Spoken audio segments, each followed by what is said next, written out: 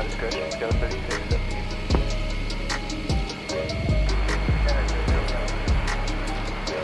Strictly 123, clear visual approach, runway 25 left.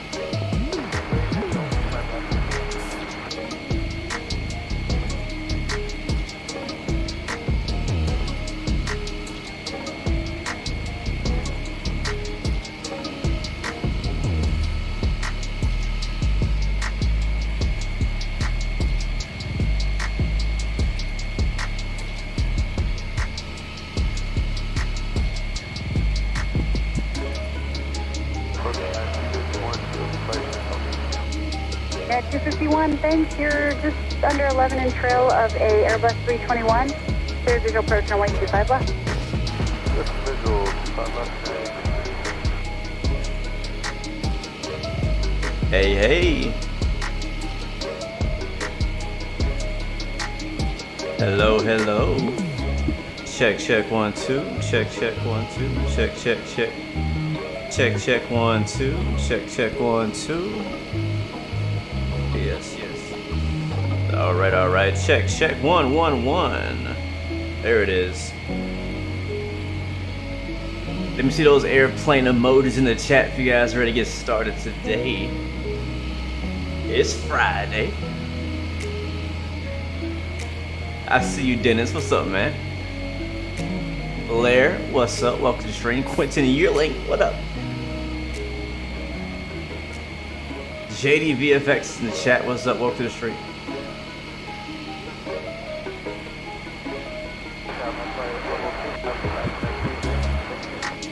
Metfly 8, SoCal approach, maintain a VFR, and you're going to be out of the Bravo, or just need a Bravo clearance? This line will need a solid Bravo, but for the rest of the region, yes, we'll need a Bravo clearance, Metfly 8. Metfly 8, okay, just for now, remain on the cross level airspace, and just let me know when you're ready for that Bravo clearance. Roger, we'll meet it about 9 miles, Metfly 8. All right. What is going on, beautiful people? Welcome back. It's your boy, and happy Friday to you. I hope you guys doing amazing. This is X-Plane 12. Yes, and we are in the updated beta version of the A350. Everybody's favorite Airbus. I mean, just look at it. I mean, it just looks so good. It's such a good looking plane. Like, how can you not like the A350's slick look? And today we're in LAX. We're in Los Angeles, California, and we're gonna head for a direct flight to Salt Lake City in the flight factor A350. Speaking of Airbuses, thank you Airbus for the cheers in the chat on Twitch. Thank you so much for that. That means a lot. Thank you. You're amazing. You are amazing. I see the airplane emojis in the chat. What's up, Tim Hamilton? Welcome to the stream, my friend. I am not able to access the VATSIM website. It seems to be down. I can't pre-file my flight plan for some reason. Like the regular website works, but the my VATSIM part does not work. So I'm not able to file my flight plan or even create a flight plan on VATSIM. But I am connected to VATSIM, so I assume the network works. Just the website is down.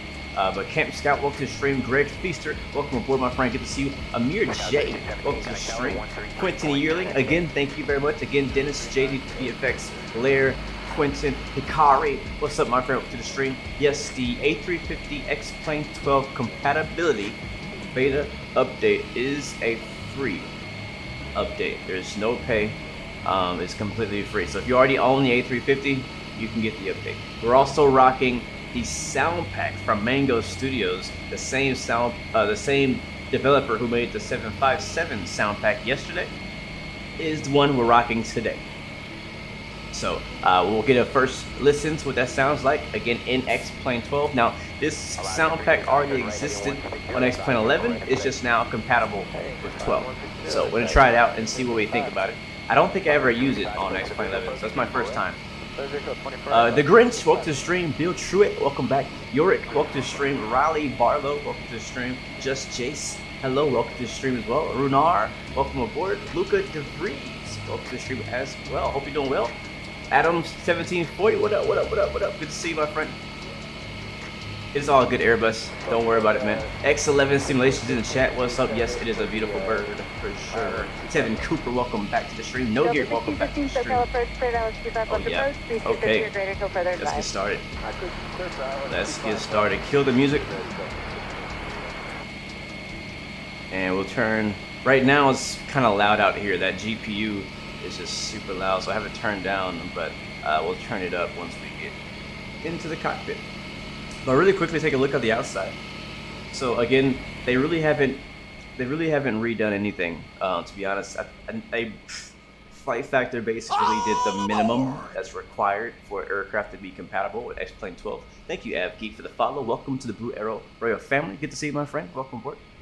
But yeah, basically did the minimum that's required to get this aircraft up and working. There's nothing new about the plane. Nothing has really been updated. It's just now basically converted and compatible with X-Plane 12. So if you love A350 and you own it, then go for it. Or if you want to have A350, again, go for it. It's on the X-Plane store. Link is down in the description. And the same for the Mango Studios sound pack. So we get to listen to that today. So we got the ground crew services all connected to the plane. For some reason, the jet bridge won't connect.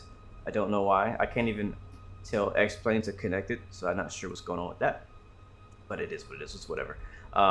Somebody in chat was mentioning something about something about a texture PBR pack for the cockpit. I don't have any other mods installed. Only thing I have installed is only the sound pack. That is it. Everything else is default for the A350. So looking pretty good sitting on the ramp here in LAX. It's a typical clear, smoggy Southern California morning. Nice and early. As I said, we are on VATSIM, but I don't know if VATSIM is really working. So, alright, now welcome to the flight deck of the A350. Let's get things started and going. So we have a flight to do today. Did I not open up Sim Toolkit Pro? How dare I?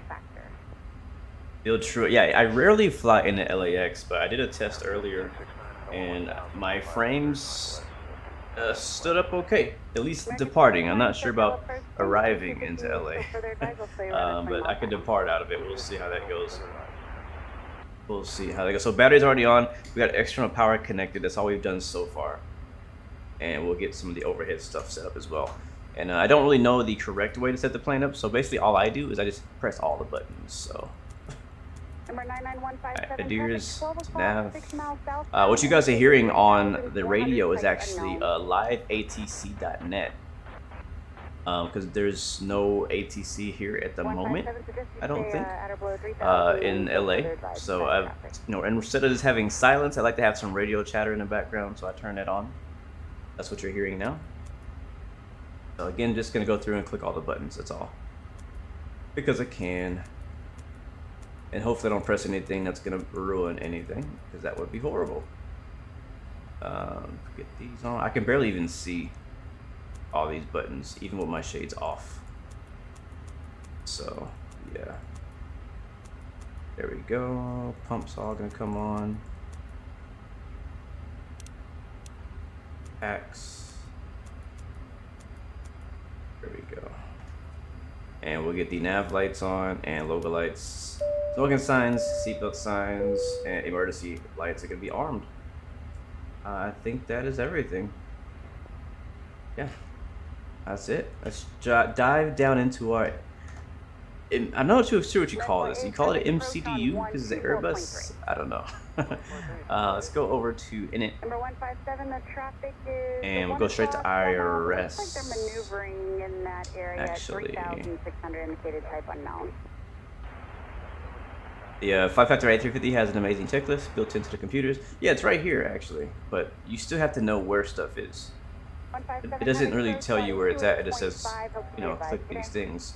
But you can see it's all green, which means I've already done it. So, whatever. Alright, first I'm going to import our flight plan from SimBrief. Hopefully that works. So I'm going to click on Company Flight Plan Request. Now I don't know if this is new. I went back and watched my last video where I flew the A350. And this was not a thing, but that was 2 years ago. So yeah, I haven't flown this plane in 2 years. Cleared ILS 25 left. I want to see if it actually works. Is it doing anything? On that runway because there's already too much traffic going to the other.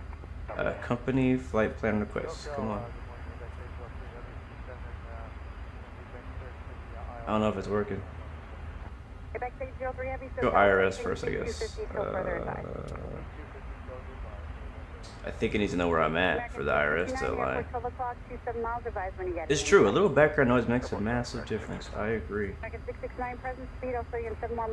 Alright, so I'm just going to type. Maybe I have to type this in first. So we are at Kilo Lima Alpha X-ray. And we're going to... Uh-oh. Yeah, there we go. Enter. And then Kilo Sierra Lima Charlie. Enter. And now let's see if it'll let me do a company request. I don't know why it wouldn't.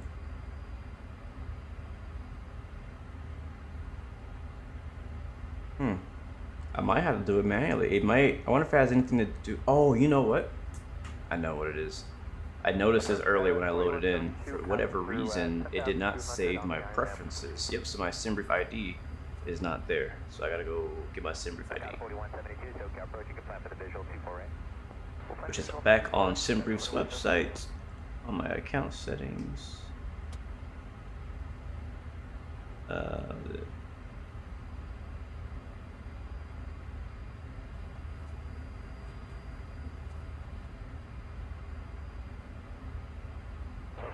Alright, now it should work. Alright, so company request. There we go. So flight plan data link in progress. Yeah, so I guess it didn't save it from last time I did my test flight. Cleared ILS-25 left approach, speed 250, and I have an approach clearance here in a few more miles for you. Yeah, I can do a wing view for the flaps. We'll see what they sound like. Okay, there it is. All of our information is in. Our flight number, as usual, is Delta 160. From Los Angeles to Salt Lake City. Our alternate is wherever that is. We'll be cruising at 41,000 feet. That's crazy. Over to our IRS. Now we can align the IRS. So IRS is now aligning. That's going to take some time to do. So while it's doing its thing, we'll return back to this page and let's go check, make sure our flight plan and stuff was put in. So flight plan. Yep, our flight plan's all put in. That's beautiful. And I'm going to go to departure. LAX, we're using, I think it's 2-4 left.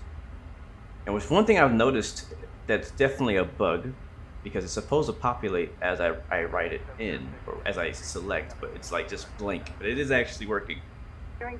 Go to SID. Our SID today is the Orca 5. Transition is Las Vegas. That means we get to fly right over Las Vegas. It's going to be pretty cool. Let's see where my thing at. And empty flight plan. So you see, even though it was empty and like blank and it looked like it wasn't doing anything, it did actually work. So there we go. So there's our flight plan for our departure for 2-4 left out of LAX, and then we'll go down and also do our arrival. So I'm just going to click on Salt Lake City, and we are expecting runway. Let me find out. Let me get my stuff ready in SimTokyo Pro. Makes it much easier. It seems like SimTokyo Pro updates every day when I start streaming. Because there's another update. Oh my god. That's good, but you know, I had to wait till it's over. 1672, speed 210, clear visual approach runway 25 left. Bone King, what's up, man? Welcome to the stream. Good to see you. Hello. Fly now. Getting my SimTokyo Pro set up again because I didn't do that. I should have done that before the stream started, and I forgot. Alright, so now I can get my load sheet. Beautiful. Alright, runway 16 right in Salt Lake City. For the ILS, 16 right. Via, I don't know. Star is a Delta 6 via MILF. That's what it says. That's what it says. Just reading what it says. You Pepe, thank you for the subscription. Welcome to the Blue Arrow Royal family. Welcome aboard. Let me find out what our transition is for that. 4172, just curious what our sequence is. I do like listening to ATC, like real live ATC is pretty, I don't know, whenever you like fly the sim, like if you're not flying online, or maybe you are flying online but there's no ATC, one thing I like to do is turn on liveatc.net and listen to the local air traffic controllers in that area. It's always really cool to listen to. Alright, we got them inside speed arch discussion. What's cool too is when you've been flight simming for a while, you actually understand everything that they're saying. I remember when I first started flight simming, I didn't understand anything that they said on the radio. But now I'm like, yeah, he's gonna go land. He's on the base right now. Like, you don't have to see them, but you just hear them, and based on their calls, you know exactly what they're up to. We'll go with Fonz. Via Fonz. Alright, insert that. Alright, there we go. It's all set.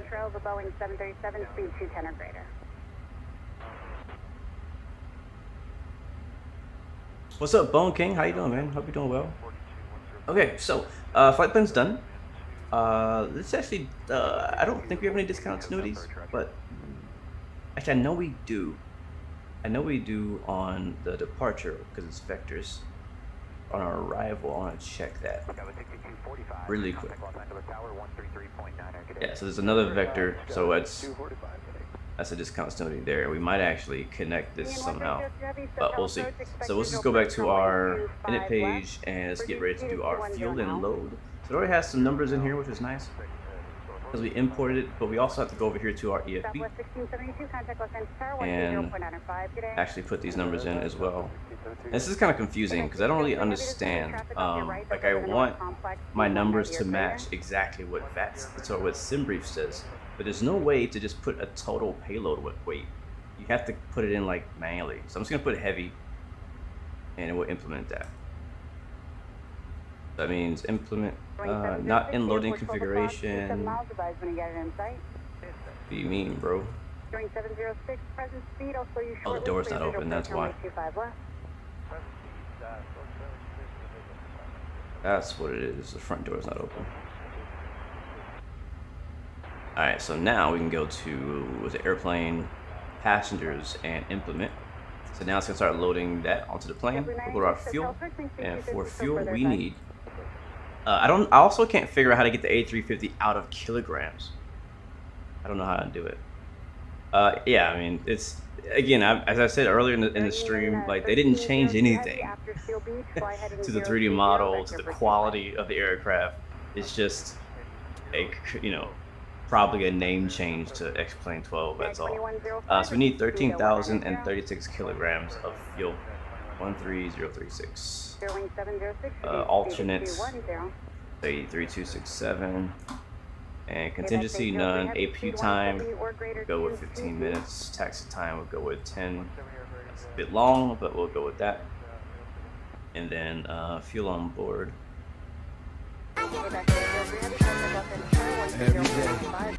Hi, how are ya? What up, Benjamin? Thank you, Benjaminas. Thank you for the super chat donation. Thank you for that. Really appreciate it, man. Thank you so much. All right, we're gonna load up whatever that is. And so you have the cabin option. You have our perf calculator. Runway slope is gonna be 0.0, and our flap setting is gonna be 1.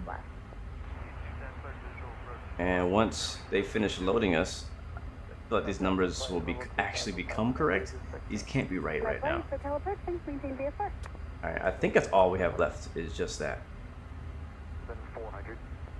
Yeah, cause we don't have our ground weight or CG or any of that yet. I see there is a checklist here that you can go through if you like. As you click on them, they'll go green. So you get the APU started. We can go ahead and do that. So APU master. And you'll see down here, it's now green. I actually do like it when aircraft include interactive checklists inside the aircraft. Like, I don't have to open up a separate screen to do that. I like it when it's actually included and somehow implemented in, because that way, it gives you a way to learn the aircraft, because we're not all familiar with an A350, Let's see, yeah. Alright, so we're loading up passengers, loading up fuel. Expecting to cruise at 41,000 feet, headed to Salt Lake City today. And I think overhead is good. So like bland. You know what I mean? Like it's just like nothing up here. It's just like there's no PBR, no reflection, no, I don't know, it's weird. Like it looks like an X-Plane 10 plane. I'm not even kidding. Alright, we should be good to start the APU. Not sure if there's any sounds for that. If chat wants to do me a big favor and get the weather for LAX, that would be amazing. DJ Creations, welcome to stream. Welcome to stream. Smoku, welcome as well. Spotting TLV, welcome to stream. Marif, welcome as board. Yeah, the inside doesn't look too great. Outside looks a little bit better, but still not great. The APU. Sterling 706, you're going to see a number off your right. They'll go to the North Complex. W986, caution wake turbulence, a heavy Airbus 300, 13 miles ahead to your left will be joining final ahead of you. Just advising to get the airport in sight, 12 o'clock and 30 miles. W986, B210, clear visual approach runway 25 left. Would I say it's worth the money? I'll tell you later. Let me fly it first, and then I'll comment on if it's worth the money. I think by then you can have your own decision as well. Just don't base your answer off of what I say. Airbus 300 on final. At flight, maintain visual separation from that traffic. Caution wake turbulence. Will be continuing descent for LA. Air Union 1302 heavy. The Los Angeles airport is 90. All right, APU is avail. Miles advised in sight. Flighting 300. And APU gen on. And we'll turn off external power. Cleared visual approach runway 25 left. And we'll check if they're done loading up the aircraft. Passengers. Sterling 706, speed 170 or greater to GG. Yep, it's done. Cool. All right, nice and fast. Let's go back to the perf calculator. Let's see if we can read. Okay, same number, so 1393942. Still not giving me ground weight here, so I don't know what that's about. Go to takeoff performance. Takeoff 135. Was it 135 again? And then the 139. That's what it was. 139. 139. And I think 142.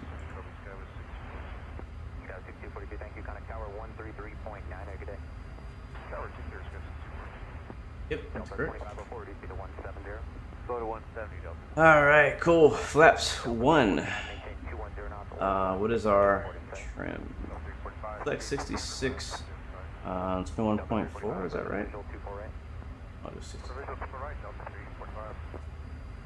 Where's the flex at? Oh, he's over here. Union 1302 heavy flighting 2. Alright, that's good enough for me. There's another way to accompany takeoff requests. Let's see what that does. Nothing. Oh no, if it does anything. But okay. Whatever. Alright, so and it is done. We're gonna skip the wind page. Oh, insert history? What's that about? Oh, company wind request. That sounds kind of interesting. Okay, sure. Hey guys, I'm as clueless as some of you guys as well in this plane. Like I haven't flown this very much, so I'm just trying to find out what it is they want me to do here. Perf is all done. I think flight plan is done. We got one disco there, but that's okay. Yeah, we're good. We're ready to go. Be alright. Let's leave it on the takeoff page.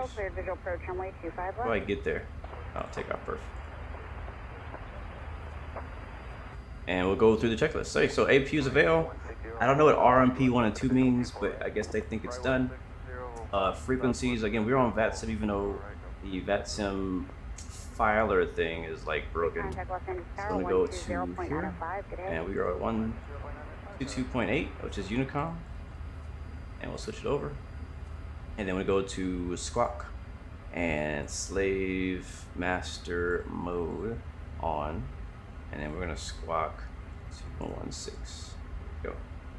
Alright, so that's set. Back over to VHF. That should be working.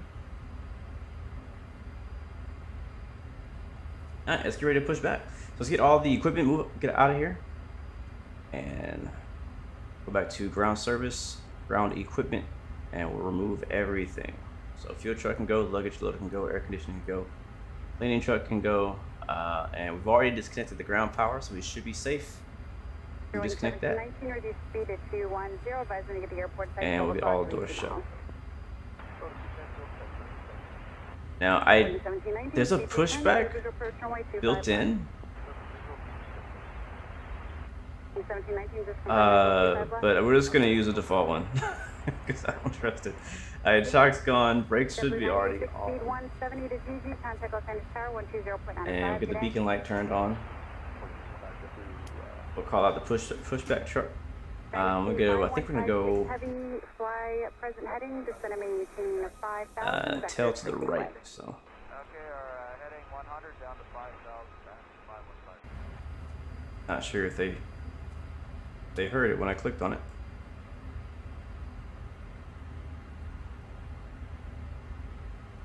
What up, HD? Welcome to the stream, man. Good to see you. Why is that thing still back there? How do I get rid of that?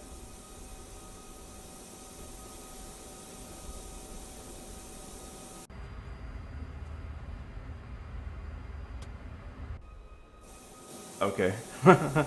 I think it thought that was a gate. I think that's what it was.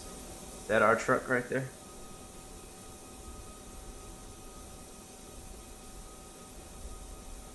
Let me try it again. Shift G. Hope I didn't press it too many times.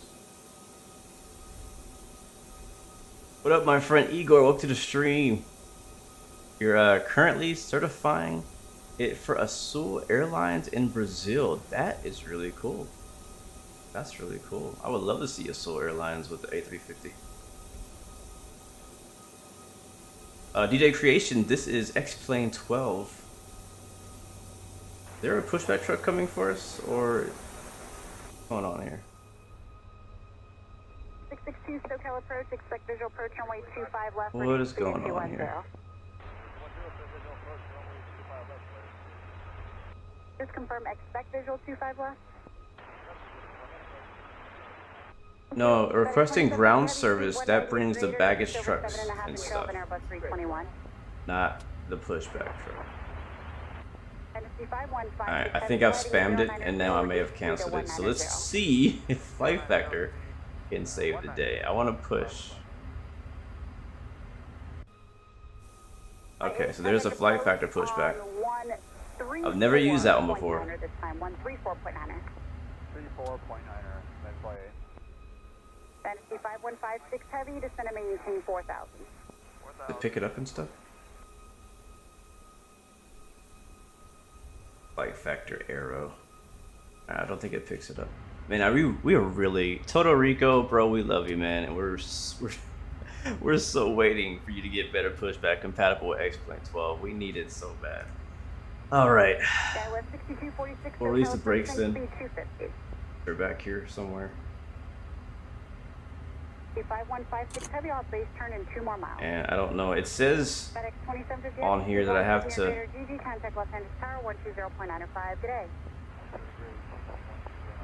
use your throttle and pedals to control the push/pull process.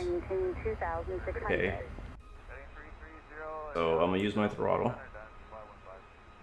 Okay, there it is. So I guess we can't start the engines because right now the pushback is using that. All right, well I guess I get the pushback myself then. Cool. All right, I'm a pushback driver. I'm a professional. I can do this. Let's see if the rotor pedals work. Nope. Okay, so I can use my nose wheel tiller to get the turn. 5156 heavy, turn left, heading 290.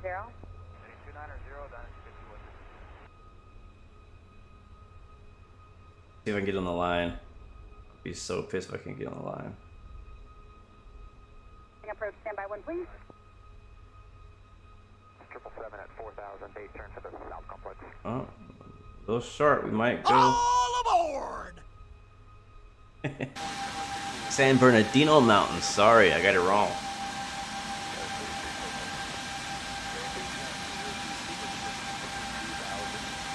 I think my train is down there somewhere from Train Sim World 3.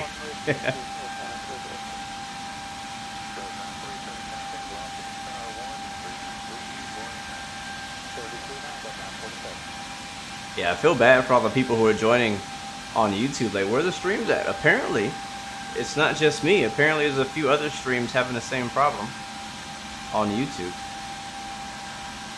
I don't know what's up with that. I guess maybe YouTube went down. Maybe YouTube crashed. Or they're crashing. The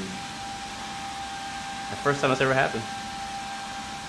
Oh, I'll take it back. I've seen YouTube crash before. For the saying Gabriel Mountains are more north of here. Gosh, what happened to the screen? It just got dark. I'm flying over Cajon Pass right now. Wait, where? Right there? Is that it? Where's Cajon Pass? Is that it right there? Is it Con Pass or Cajon Pass? I want to find Cajon Pass.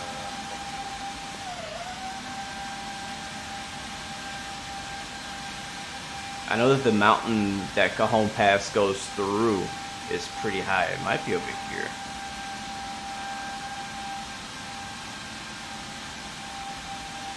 Where is it? Is Central Gear Pro still open? I might be able to find it on there.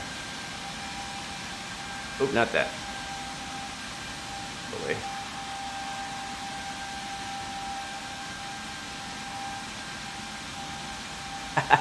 You know, I agree with you, Frozen Spirit. I actually, in some weird way, do enjoy the A330's exaggerated, loud howl with that engine. I agree. Actually, no, I don't think we're to the Cajon Pass yet. We're coming up on Victorville ahead of us, and the track runs from Victorville down to San Bernardino, so we haven't got there yet. Oh, look at that view right there. Screenshot that. Oh my god. Thank you so much, Net Moron, for the subscription. Welcome to the Blue Arrow Royal family.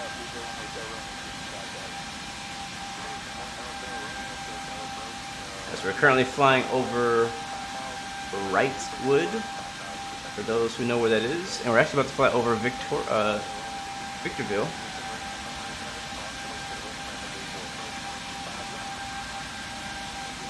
Yep, there's Victorville right there. So I can find the train track.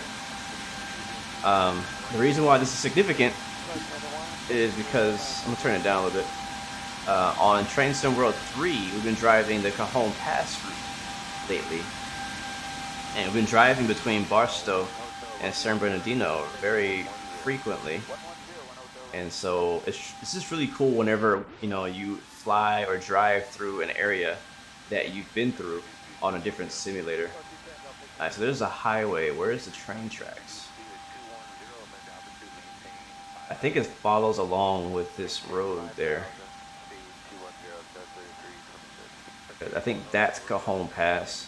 Yep, that's Cajon Pass right there.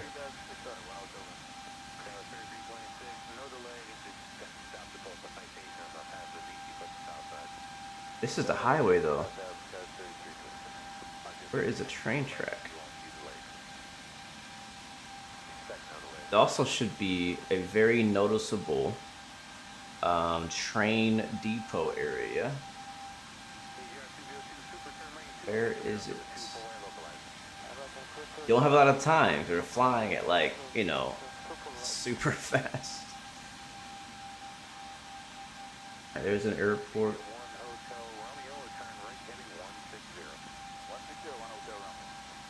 Call it Victimville? Oh my god. Oh, I have to know why. Is that where they dump bodies?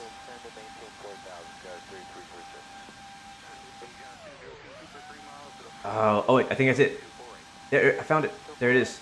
Alright, so this right here is the Victorville Loop. I think it's a cement place. And so if we follow this line through Victorville, the city, it then goes through here, through the mountains, makes a turn. There's the tracks overlay each other right there. And it keeps going. Here's some industry where you drop off some of the supplies. Keep going, keep going, keep going, keep going. And yeah, we're kind of far from it now, but that's where the entrance of the Cajon Pass is right through there. That is pretty cool.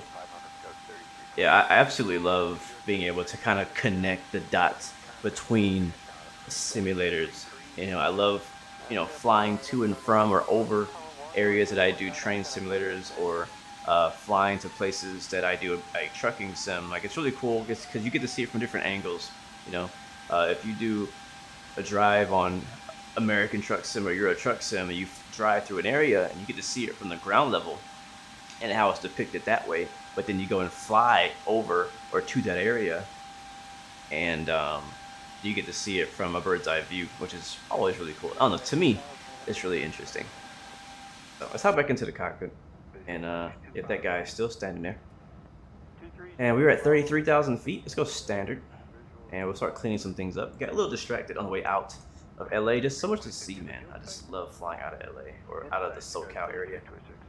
Alright, so we're gonna get our landing lights off. Those lights off.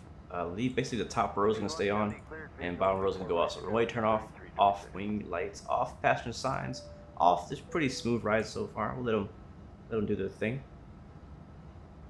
What is that in the MFD camera with? Apparently somebody's standing at our door.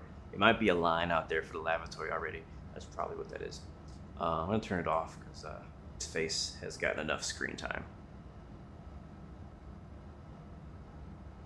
There we go. Now the important information. So currently we're flying C2 or over. We're still in the Orca 5 departure. I think we're flying to Navy. Yeah, we are flying to Navy.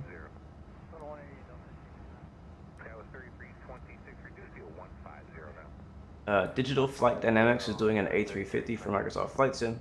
Maybe they'll finish before the Flight Factory V2 of his 350. Oh, it'll definitely be done. I think it's definitely gonna be done before Flight Factory reworks the A350. That's my personal guess, anyways.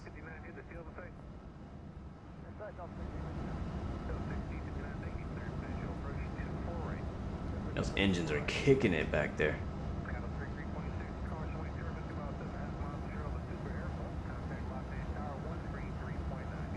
Yeah, we're gonna transition over Vegas, which is gonna be a very nice view from up here. You know, this might be the rest of the track.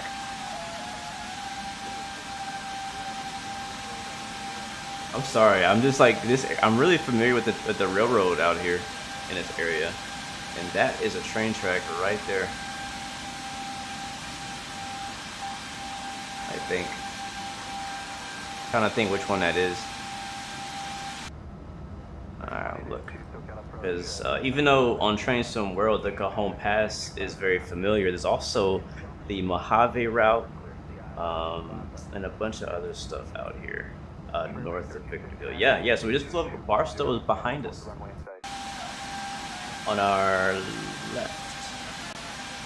Sorry, it might be too far to really see it, but let's see.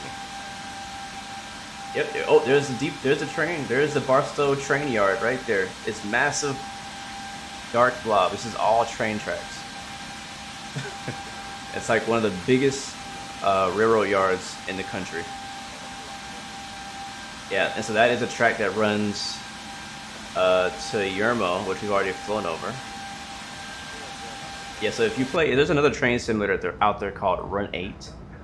If you're into train simulators, it's called Run 8.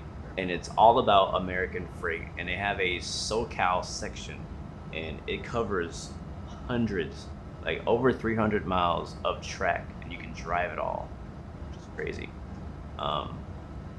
Getting some shakiness in here, but it extends all the way out here. I think it goes as far as the end of California. I think, like, what's next? Arizona's next, I think. So yeah. But anyways. How's the A350 on X-Plane 12 so far? I mean, it's the same as it was on 11, to be honest. It's not much different. It's an A350. It works. So far, GPS is working fine. The systems are working fine.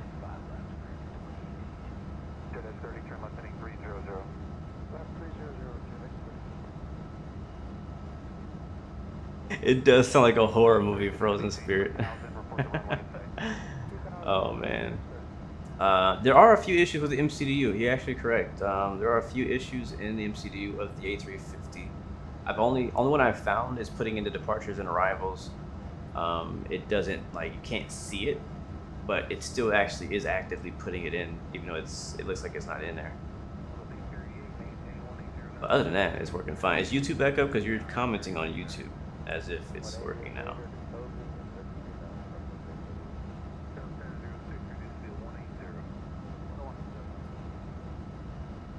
Oh, it is. YouTube is back live. So if you guys want to hang out with me and stay on Twitch, that's fine.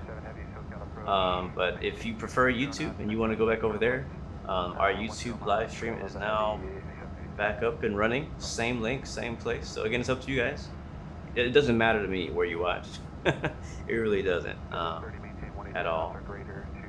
No, it is not VATSIM in the background. Sparkle says, is that VATSIM in the background? It sounds way too professional. Oh, shots fired. No, that's actually, we're listening to liveatc.net right now.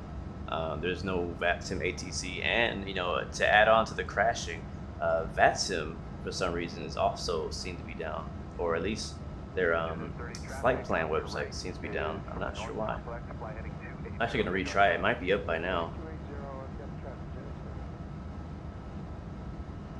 It's true. Twitch, yeah, it's the thing that people don't realize, that Twitch is like the VIP zone. At least for me, because I don't get as many viewers on Twitch as I get on YouTube. Most people watch me on YouTube, and again, completely fine with that. But the people who do go to Twitch, not only do they get, like, to see the action, like, literally like 3 seconds earlier, like, I'm not even kidding, but they also there's fewer comments, so I see them, like, easier. Like, they poke out a bit more, you know what I mean? So looks like VATSIM's pre-filing and flight plan client is now working. So I can actually go now my VATSIM and reconnect as my call sign, and now my flight plan will be in the system. So cool. Haven't heard a single with you. Yeah, we're listening to Los Angeles Approach. Actually, I'm gonna switch over to Los Angeles. I was listening to Los Angeles Approach or something. I don't know what frequency it was. I think it was called Los Angeles. Yeah, Approach. That's what it was. Could switch over to like Vegas, since we're flying over. We're about to fly over Vegas in a little bit.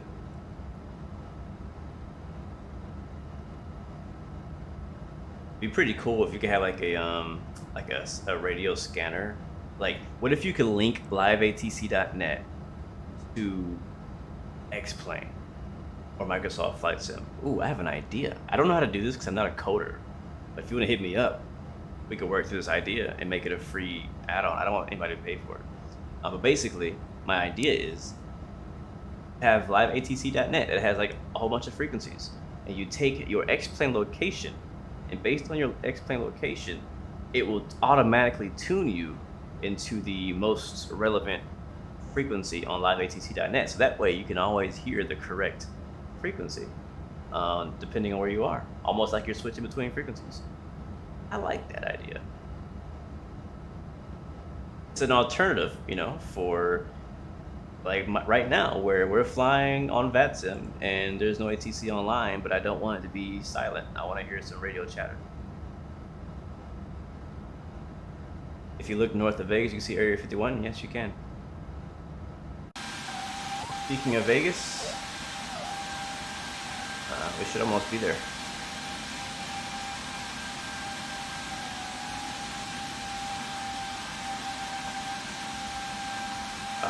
Ortho makes such a big difference, man. Ay, ay, ay.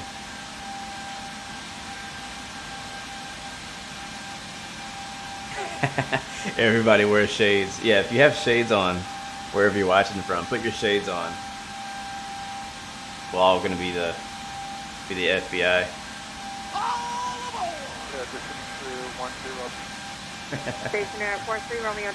Thank you, G Range, for the follow. Welcome to the Blue Arrow Royal family. By the way, I want to say huge thank you to everybody who decided to follow me on Twitch.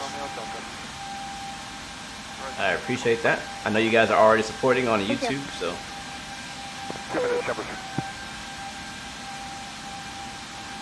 Go jump one, jump. I'm telling you, man, I got ideas. I just don't know how to make them. We'll give go jump a few minutes. Scan at 42, clear direct moment. Clear direct, we're all board 2. Proposed Skyhawk Force is 419, checking in 9,500. Roger. He didn't say with you, he said checking in 9,500.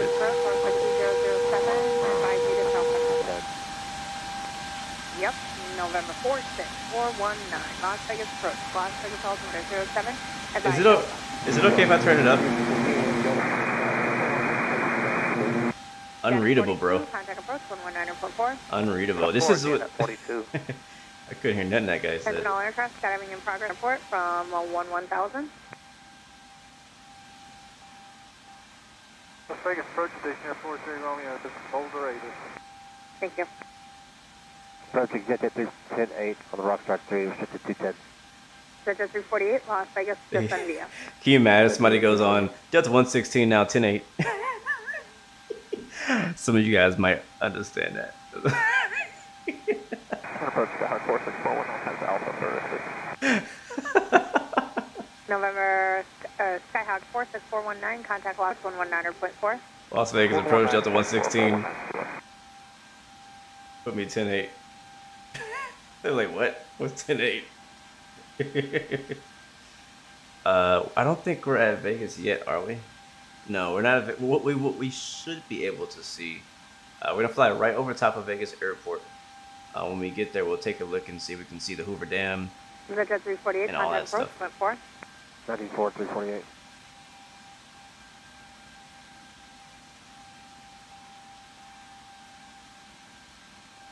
Today's flight, we are 44 minutes away from Salt Lake City.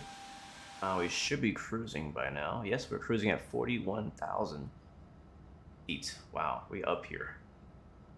And we're looking good so far. At least as much as I can tell. Should you buy X-Plane 12 or should you stick to Microsoft November Flight 3 Sim? Romeo Delta, clear through Bravo, fly heading That's a toughie. 06050. It depends why you want X-Plane 12. 050, heading Ah, 3 look at Romeo that. Delta. It depends why you November want it. clear through Bravo airspace, flighting 060. Bravo and 0797. You also have to understand what it is currently, right? X-Plane 12 is in beta. It's not perfect. It's not finished. It's not complete.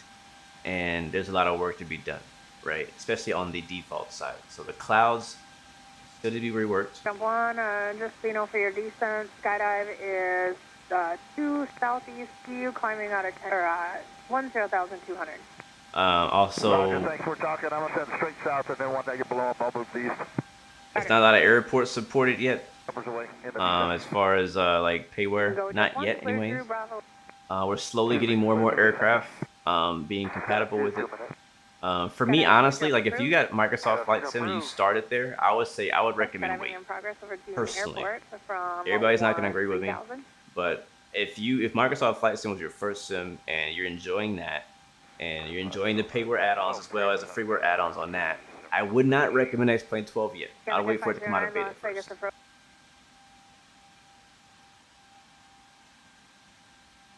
Runway 1 left. And that's the tricky part too. When people ask, "Hey, do you recommend? Is it worth buying an A350?" Well, here's the thing: it's the only option. Like, if you want a 350, like this is it. There's nothing to compare it to. There is a mod for the payware version that makes it into a 1000 variant, but it's still you have to buy the mod. So it's hard to say if it's worth it when it doesn't have competition. If you love A350s and you want to fly A350, then for you, yes, it's probably going to be worth it. Is it on my list of, must-have aircraft for X-Plane? No, it's not. There's a reason why you've only seen me fly it twice.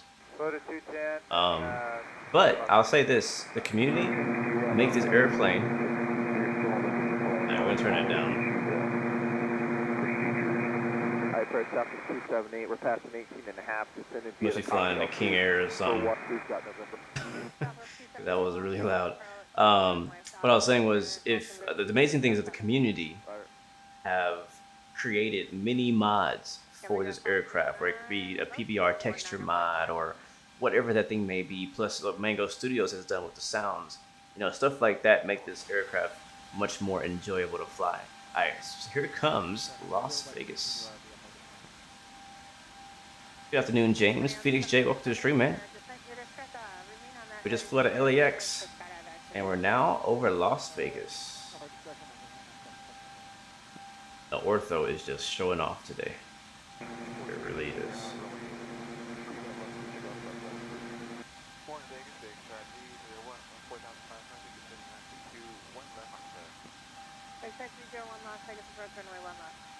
Oh, got some clouds off of us to our left.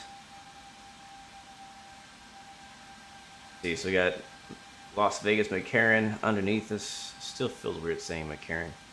That's what it's called.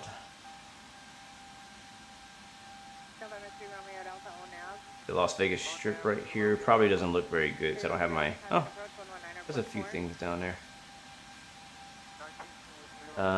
We have North Las Vegas Airport here somewhere. That. Oh, there it is, right there.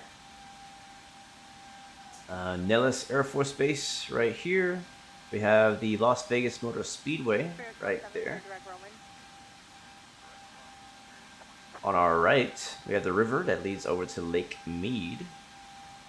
And in Boulder City, has an airport as well, and it's over... Is that it over there?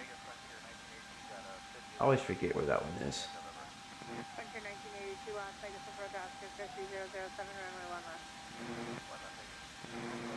And the dam should be... Is it over there or over here? It's over here.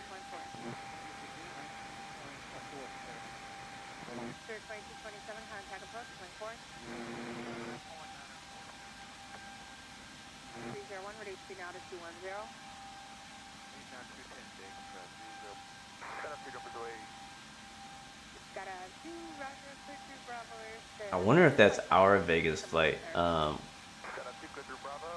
Frontier has a Vegas flight that flies from Vegas to Houston and back like twice a day. And that might be one of our flights that is approaching right now. Not sure. ¿Cómo está? Rotor Flight Academy, welcome to the stream, man. Good to see you. And also, over here, let's see where we at. Yeah, so this is north of Vegas. So north of Vegas, I don't know where the line is. I always forget, but this is an active military operation area in here somewhere. So all types of military training missions are being done. Also, the famous Area 51 is out in that direction as well. Do I think that X-Plane 12 will be released? Wait. Do I think the frames will be better in the release version of X-Plane 12? Hopefully. Yeah, I think they will. I think they will. There's Nellis Air Force Base underneath us. Las Vegas Motor Speedway. NASCAR races there.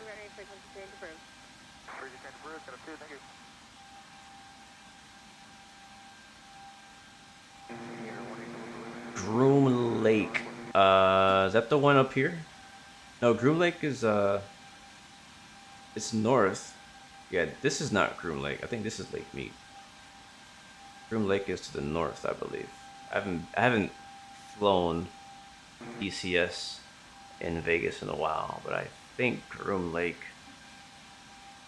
is I think it's within the operation area. I think they use a lake as well. Why is there a line between the mountains? That's just an issue with my textures on the ground. So like these are different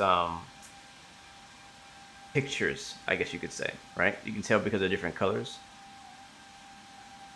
They also might be different level of detail too. But that's just my ortho. That's a common issue you'll have when using ortho. You can actually see all of Las Vegas, like the immediate city area, is all in one big square, or also called a tile.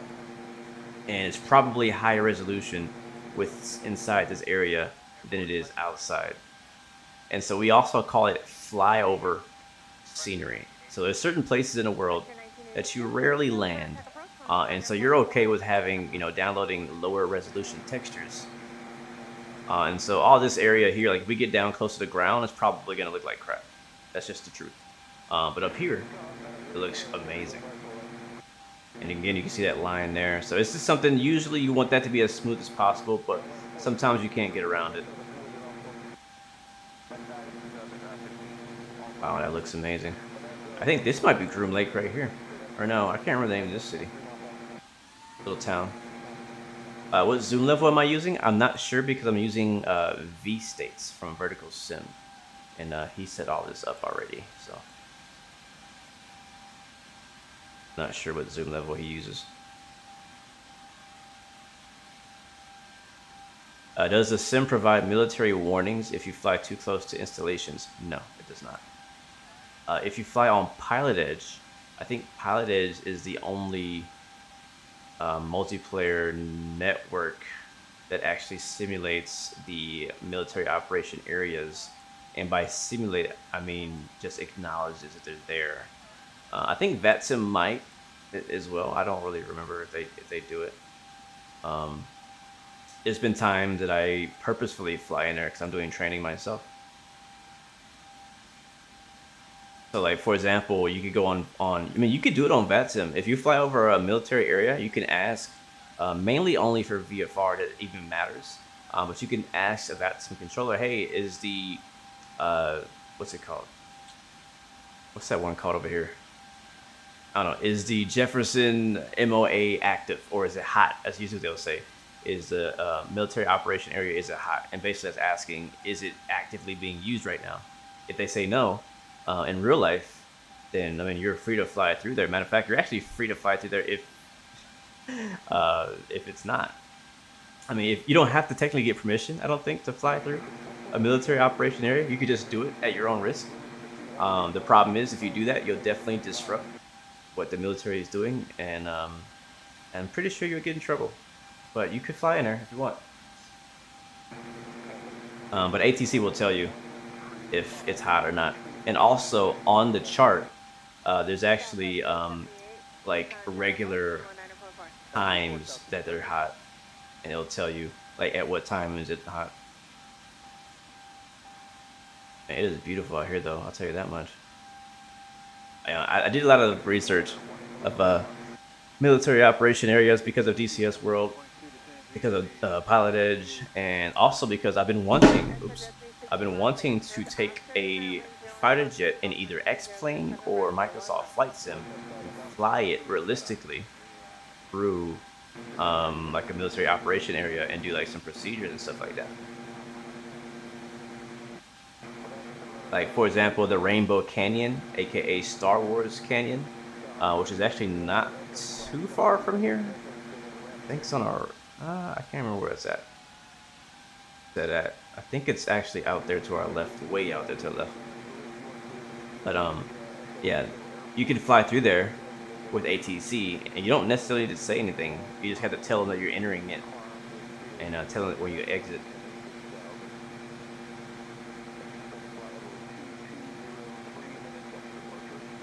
So yeah, somebody's requesting a wing view. I got you.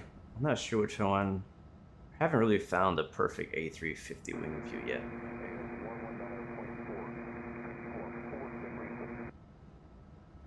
I don't know which one I like the most. We'll just do that, I guess. Yep, HD, we were back in the air. We were off for, I don't know, a good 20 minutes, man. I don't know what was going on there.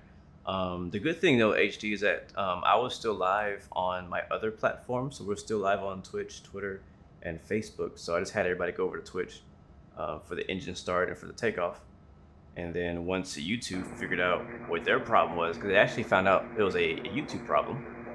It wasn't just me. Apparently, there was a few other streams that went down because of some kind of YouTube outage.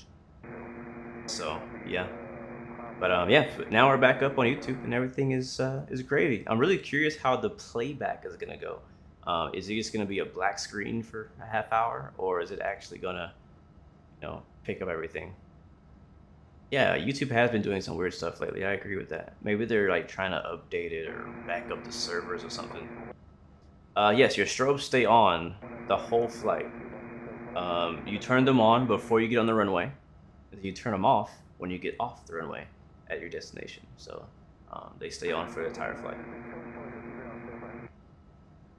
Now, I have seen planes come in with strobes on at the gate, and I think it's probably because they just forgot them. It's usually ERJs, which usually to me is a sign that the pilot is probably not that much. Nah, that's the wrong word. Let me be careful what I say. Experience. That's what I'm looking for.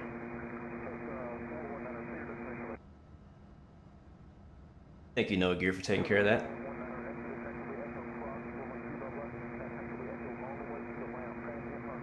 But yeah, today we are rocking the Flight Factor A350 with the Mango Studios sound pack, and so far, I'm actually impressed. The sound pack is much better than I expected. I didn't think it was gonna be bad.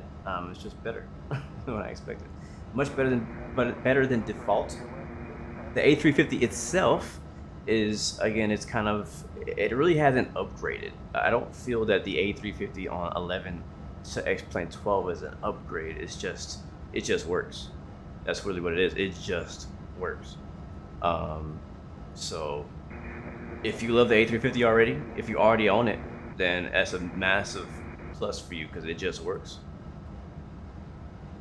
The stream playback is missing my taxi, takeoff, climb, and cruise. Wow. Okay. Well, I guess I'll have to like cut it out, or something when the stream is over. But thank you for checking. 72 for XP. Why did I call you 72? That was weird.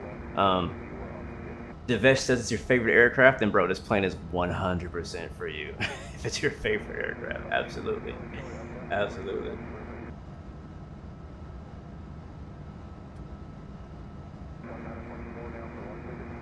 But yeah, honestly, for me, I'm just glad to have more planes, more options, more diversity to fly on X-Plane 12. Because one of the things I've been really concerned about lately is how slow the progress has been for aircraft and scenery to become up to date for X-Plane 12. We haven't gotten any new scenery for X-Plane 12 that I know of since Syracuse from Vertical Sim.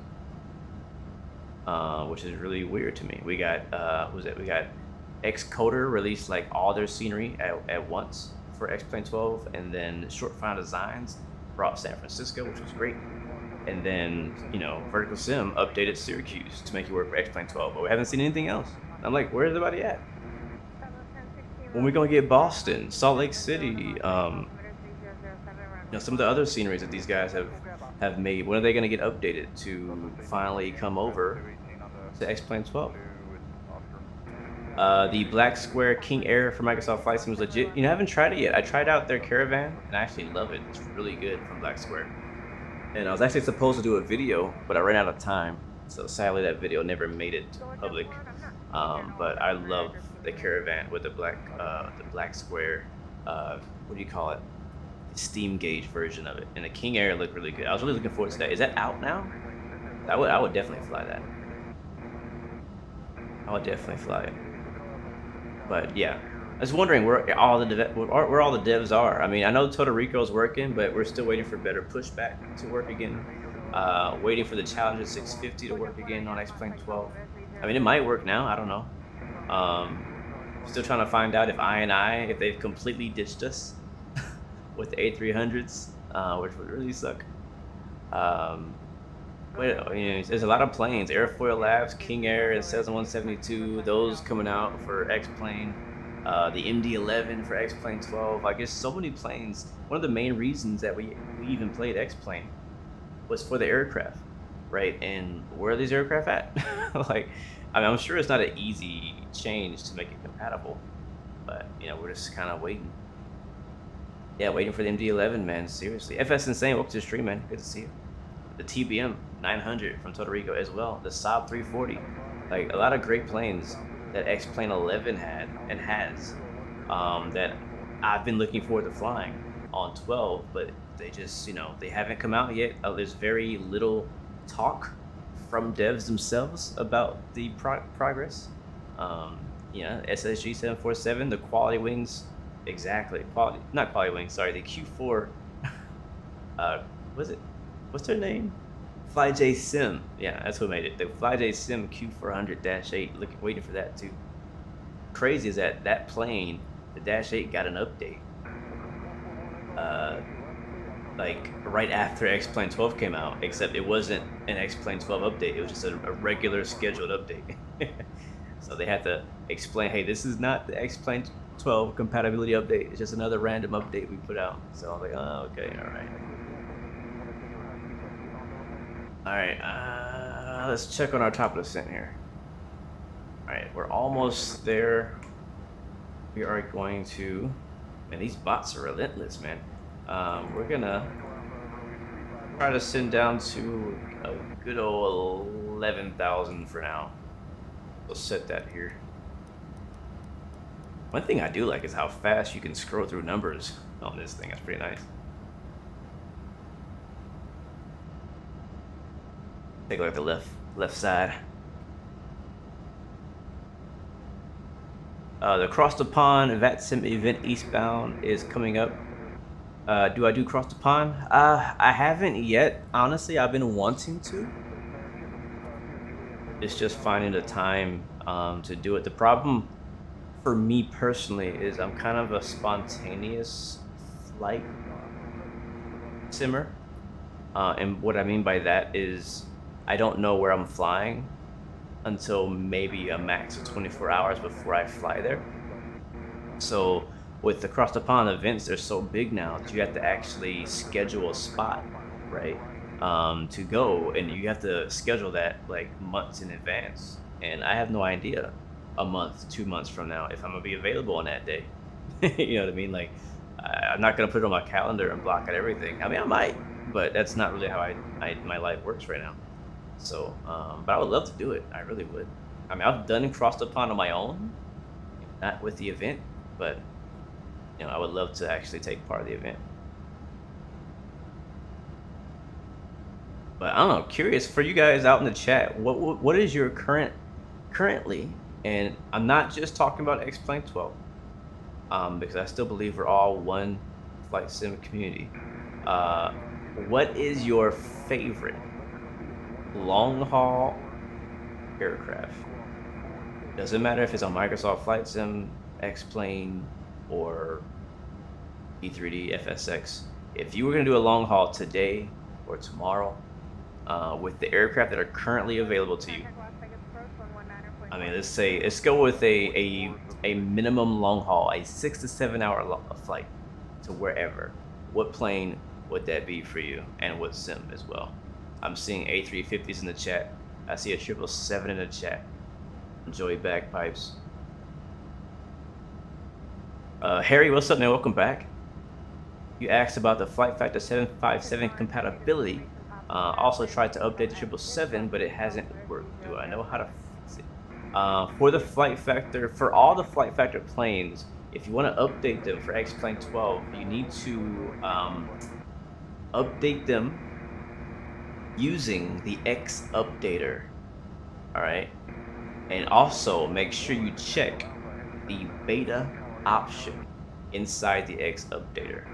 And when you do that, that will update those aircraft to the X-Plane 12 versions. I don't know if that's been clear in the Flight Factor side of all that, but like for the 350, if you want to fly the X-Plane 12 version, you need to download the regular plane from the store or wherever you have it, and then run the X Updater. If you don't have X Updater, you gotta find out how to get it. I don't even know how to explain where to get it from, because I didn't know where to get it from. Somebody sent me a link to X Updater, which is a third-party program. It's so weird the way this works. I hate it.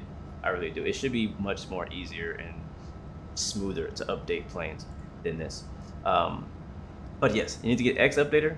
Check the beta box for the aircraft. This goes for the 76, the 75, the A320, and the A350. I haven't seen a 777 X-Plane 12 update. It might be one, but I don't know of one.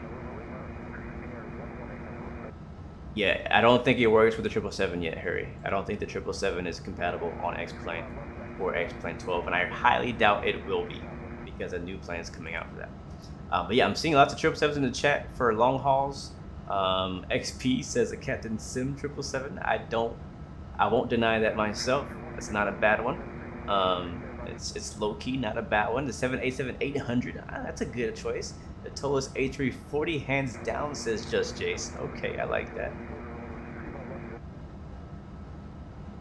Like that. John Estrada says the Boeing 747-800 from PMDG and P3D V5. That's what we're talking about right there. Dan Decline says the Magnite 787 or the default A330. Those are not bad choices for long hauls. Joey.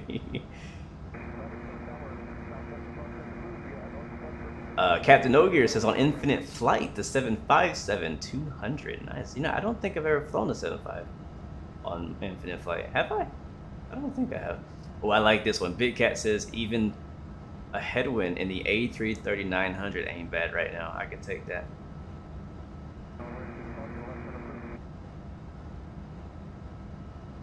Yeah, again, the 777 on X-Plane is incompatible. Yes, if you guys did not know, there is a brand new Boeing 777 coming out for X-Plane 12 made by Flight Factor. There's lots of teaser screenshots online already. We don't have a release date yet, but we know it's coming. We don't know how long, but it's on the way. They're also at the same time working on a Boeing 787 for X-Plane 12 from Flight Factor. So those are two planes that we're definitely looking forward to seeing. Yeah, these bots are crazy. I don't know how they're able to like troll so many channels at once. You only bought the 777 for X-Plane 11 3 months ago? Yeah, you're gonna have to buy it again, sadly.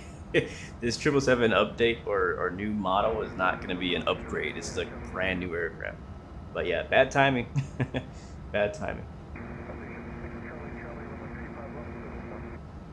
Alright, let's tune in the Salt Lake City approach.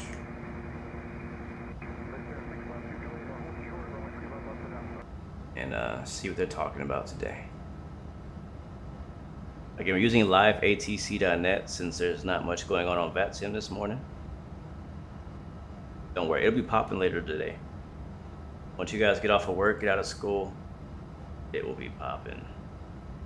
Wait, what do you mean Salt Lake City's not covered in liveatc.net? That's a lie. That's a lie. Yeah, that's what it says. How is it possible that Salt Lake City doesn't have liveatc.net? Like, that's crazy. Well, okay then.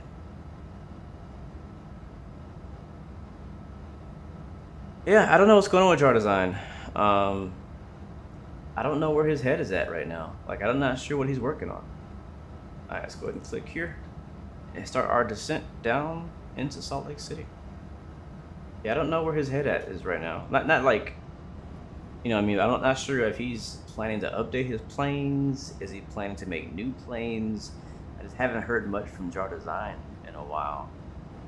Is he going to focus on the ground handling side? Because he did just update the Jar ground handling, if you guys didn't know. He has his own ground handling set that's been working pretty good. It's been updated for X-Plane 12, but yeah.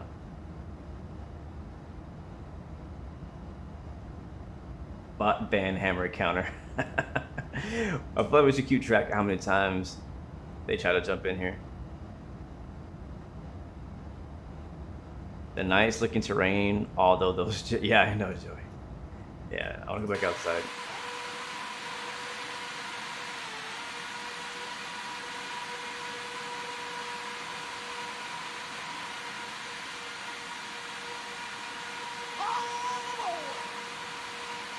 Isn't the Magnite already compatible with X-Plane 12? Or Ardolph, thank you for the subscription. Welcome to the Brute Arrow Rugged family. Good to see you, my friend. But are you saying that Magnite's coming out with a whole new X-Plane 12 version? That's like gonna take advantage of all the X-Plane 12 stuff?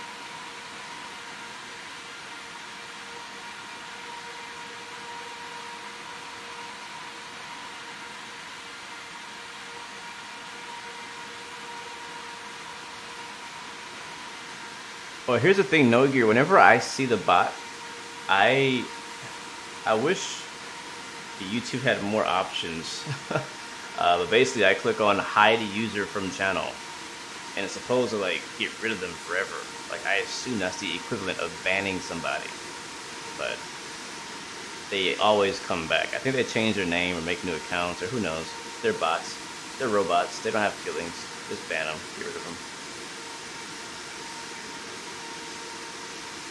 By the way, guys, for all of my X-Plane lovers, Austin Meyer, the creator of X-Plane, there is a new video out that came out this morning of him kind of talking about X-Plane 12 and the future and what their focus is and what they're working on, stuff like that. Kind of interesting. Nothing I didn't already really know, but it's still kind of interesting.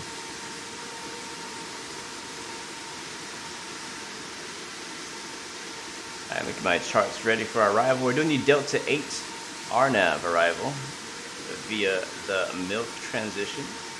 Milford. Oh. Yeah, anyway, that's what it says. MLF. Airport elevation in Salt Lake City is 4,231.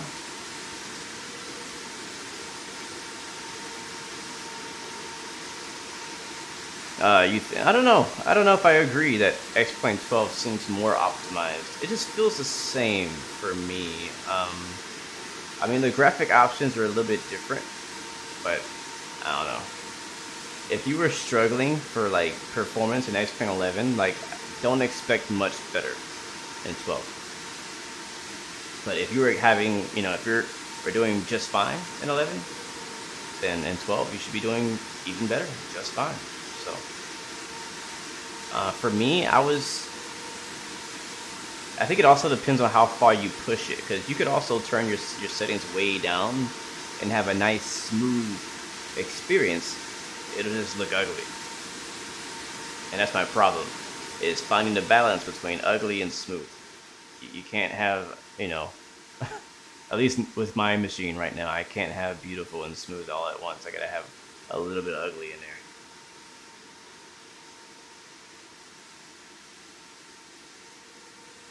Oh, that's good then, Ariel. I'm glad sounds like it's optimized pretty good for your machine.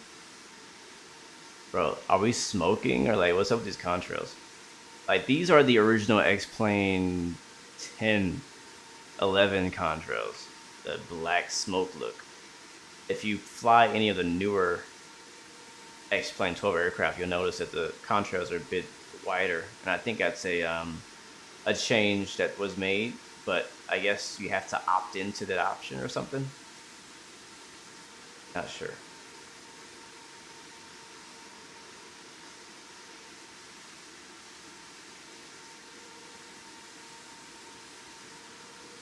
Yeah, I feel like if you're gonna do a long haul on any plane, on any sim, I think I would even choose right now to pick P3D, the PMDG 777, or Quali Wing 787 or something like that, if I had the choice. But I don't have P3D, so I think my answer to that question, if I have to choose any aircraft for a long haul to do a 6 to 7 hour long flight, what would I pick?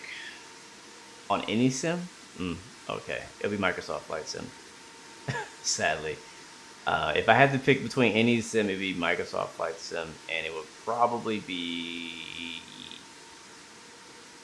I hate to say it, but it would be the Captain Sim 777.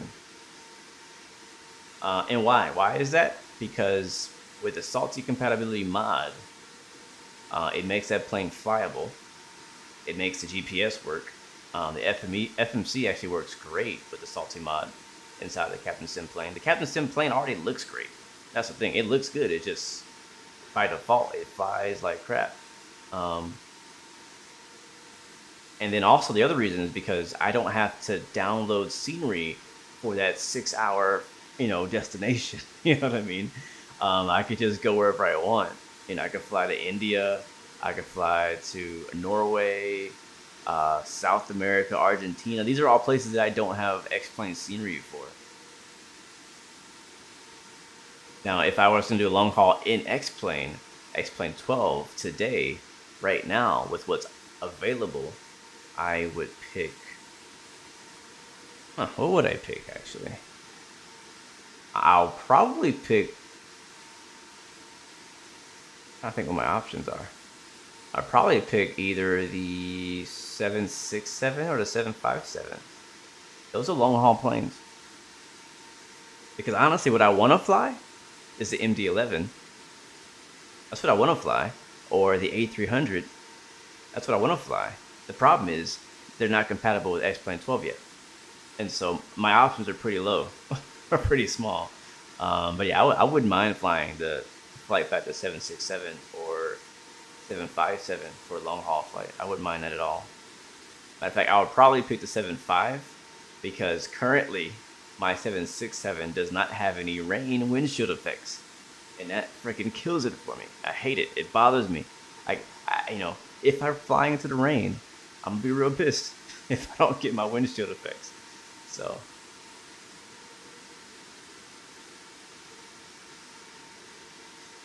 yeah, that's my answer to that. I know, yeah, I agree. I hear the A340 is awesome. I do. And you know what? I probably would enjoy flying that for a long haul. The problem is I don't do long hauls that often, and I wouldn't fly A340 very often because literally no one flies them. Nobody. Like, what, one airline in the world currently in real life flies 340s? So yeah, for me, 340 is just not for me. That's why I never bought it. I don't have it. Not interested. But yeah, you get like what, Virgin America and what other airline flies it? What other liveries are there? I don't even know. So that's the reason why I really don't care for the 340. All aboard! Thank you so much, Willington Spencer, for subscription. Welcome to the Blue Arrow family. Good to see you, my friend. Is the Rotate MD-11 compatible with X-Plane 12? No, it is not. Not yet. They're working on it, though. They are for sure working on it. Juan Laurent Luzette, thank you for the subscription. Merci beaucoup. Welcome to the stream, my friend. Good to see you. Hopefully you're doing good out there. All aboard! As well, SSG George X, thank you for the follow. Welcome aboard. Do I like to fly any of the RJs? Yes, I do, actually. In X-Plane in particular, right now, I don't really fly a CRJ anymore on X-Plane. I don't have the new CRJ for X-Plane either, so I would pick the ERJ E145 from X-Crafts. That plane is actually updated for 12, except it's kind of like this plane where it's like a soft compatibility update where all they really did was just do the minimum to make it not crash your PC and be able to get from A to B, but they didn't really update it to use and take advantage of all the new X-Plane 12 features, and that's what we're really waiting for.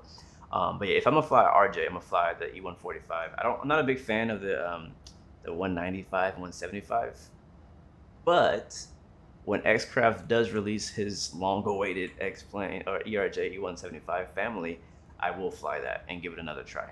But yeah, I'm not a big fan of them, but I'm definitely willing to try it. We're almost to Salt Lake City. We're actually descending right now on the Delta 6 arrival in the Salt Lake City, passing 23,000 feet. We should any minute start seeing the Salt Lake itself, which is probably behind this mountain. Looks like we have some cloud cover over there too. Finnair fan, of course I remember you, man. Welcome back, good to see you. Juan Laurent, good evening from Africa. What's up, my friend? Good to see you, bro.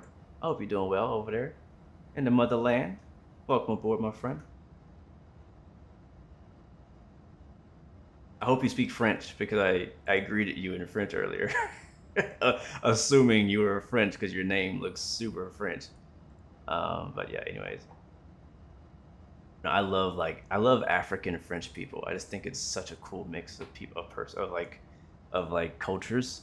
It's like you get the African accent, but then you get like the French accent too, and like I don't know, it's just really cool. I love listening to them talk.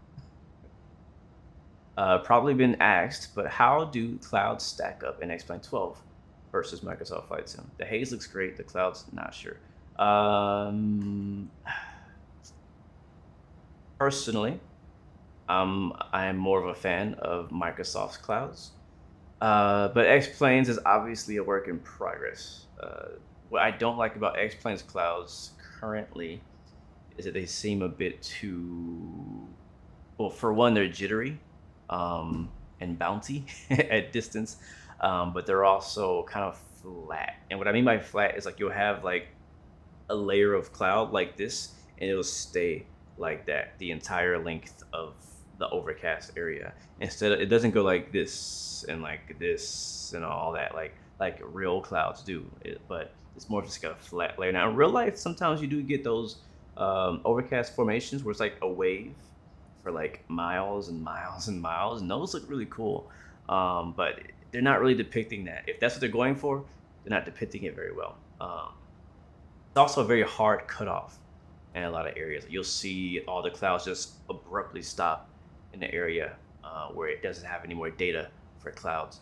So personally, I prefer the Microsoft clouds, but again, they're supposed to be working on them and making them better. I'm hoping this is just a start. I really hope that I don't want to have to buy or download a third-party add-on to make the clouds in Microsoft Flight Suite, in X-Plane do what they're supposed to do. They should just be the way they are in real life. Yeah, this is my first time today flying a 350 in 2 years, I think, because I haven't flown it since before Microsoft came out. So yeah, I haven't flown it in a long time. Matter of fact, what's cool thing is that I never paid for this plane. I did not pay for this plane. So a background story on this plane is right before Microsoft Flight Sim came out, I wasn't sure about the future for X-Plane. I'm just going to be honest. And on the X-Plane store, you know, all the years that I've been buying scenery and aircraft on the store, I accumulated a bunch of points. And the cool thing about the X-Plane store is it allows you to use those points towards other things, whether it be buying sceneries or buying planes. And so I had a ridiculous amount of points. And I had enough points to basically, you know, buy the A350 without using any real money. I just used points. So that's how I got the 350. Just Jace the same way. That's amazing. Yeah, so that's how I got it. And I got that right before Microsoft came out. I was like, all right, well, you know, Microsoft's about to come out. I'm not sure how much more I'm going to buy for X-Plane. I think this is a good time to go ahead and cash out. So I cashed out and got the A350. That's basically what's happened. So yeah, I can see the lake now behind that mountain ahead of us. Let's take a look at our flight plans, I think. Yeah, we're landing south into Salt Lake City today.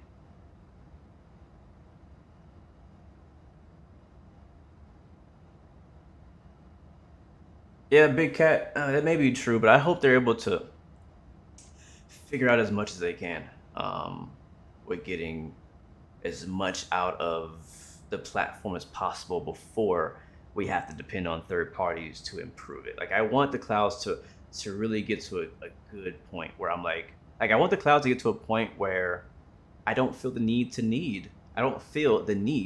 to want to download or buy a third-party cloud or sky or weather add-on. We spent so much money and wasted so much money on X-Plane 11 on trying to get better sky colors, better sky effects, fog, and we do all this modding to get the weather to look the way we want it, and it sucks.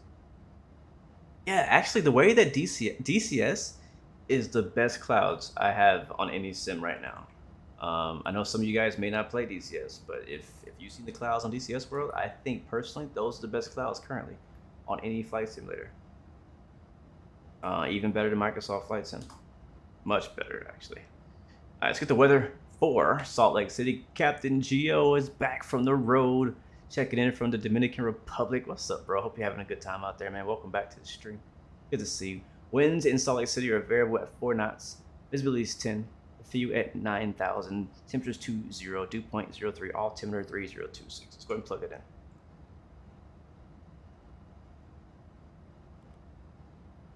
Much different than what we had. 3026. One time. And over here.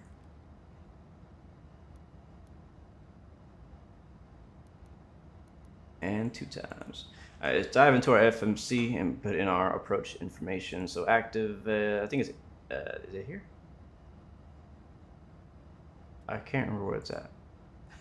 No gear, bro. They got you working today, man. Where do I put my? Oh wait, is it? Perf? Yeah, perf. All right, perf, approach. What did I say the winds were?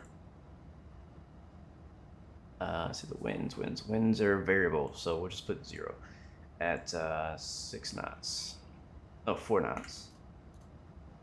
And then outside air temperature is 20 Celsius.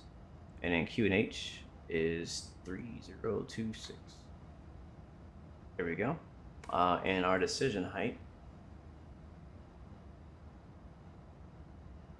for the ILS 16 right approach south is for decision height in barrel is 4323.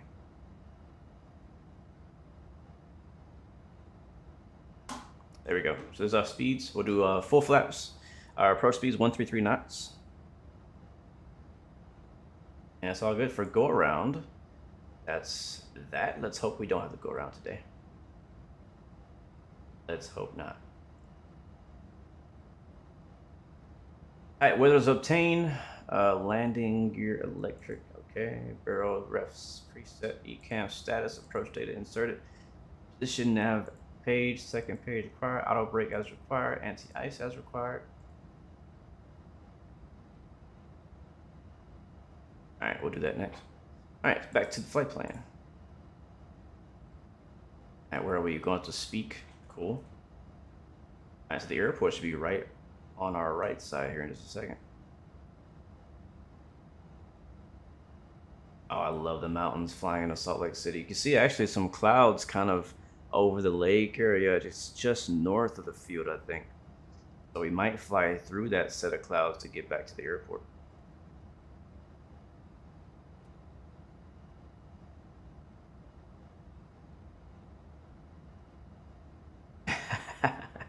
Hey, what do you guys think? What do you think we're gonna do today? I don't have very much faith in myself in this plane. You know, just yesterday we were flying a 757, a very different plane. I don't have any practice. Is that a salt mine on our left? I think it is.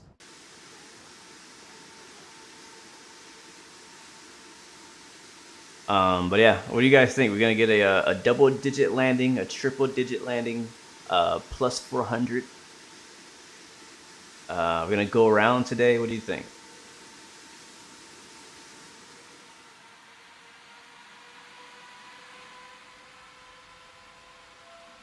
I think we're at 11,000, aren't we? Yes, we are. Let's keep going down. How low we need to go? So we're gonna stay at 11,000 for here, and I think 10,000 is gonna be next. Put 8,000 in. I don't want to be descending with vertical speed though. We need to hold our altitude.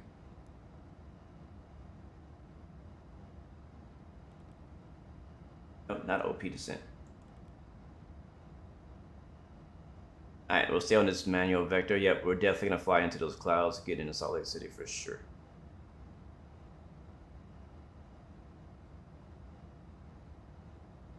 Yeah, these bots have been relentless today, for sure. I think we've had the highest bot ban count today than ever.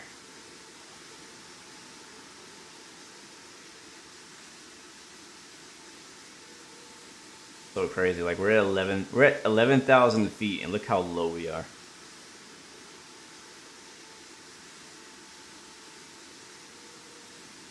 Oh, it's a copper mine. Okay, thank you, Jay. That's a Bingham copper mine in particular. They dug out the whole mountain. Wow. That's crazy. Wow.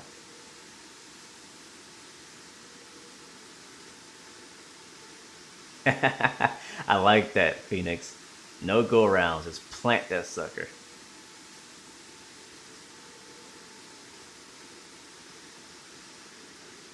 Is that Kennecott Copper Mine, or is it the other one the other guy said, or is it Bingham Copper Mine? You guys gotta agree. You can see that from outside your apartment. Wow. Okay, I might believe you. You live a little closer.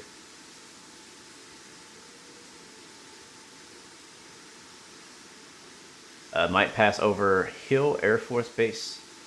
You were stationed there. Oh, what is that? Is that a cloud? It's both. Oh, look, whipped cream. Thank you so much, Lawrence, for the subscription. Welcome to the Blu-ray family. Good to see you guys. Welcome aboard. That's the thing, man. Like, I feel like with my streams, you never know what you're gonna get for landing rate. Like, it's not consistent at all, which I'm not proud of. But we might get, you know, a negative 44. We might get a negative 444. We might, you know, or anything in between. We might not land at all. Don't really know. All right, let's see if we can cut this. Just get down to 6,000, and we'll vector ourselves for a base. All aboard! And we'll slow up.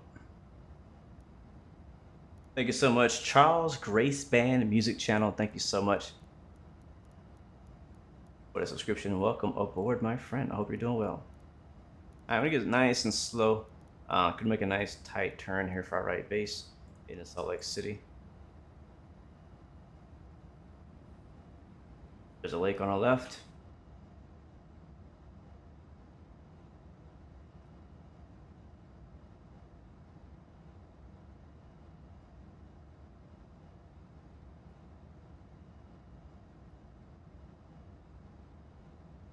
No go arounds. I'm down for that. No go arounds. Get it right in the first try. Sounds like a bet.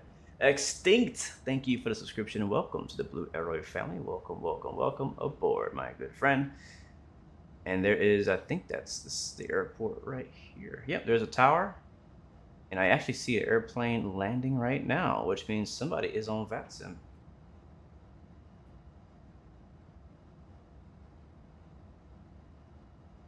I haven't got the radio working in this plane.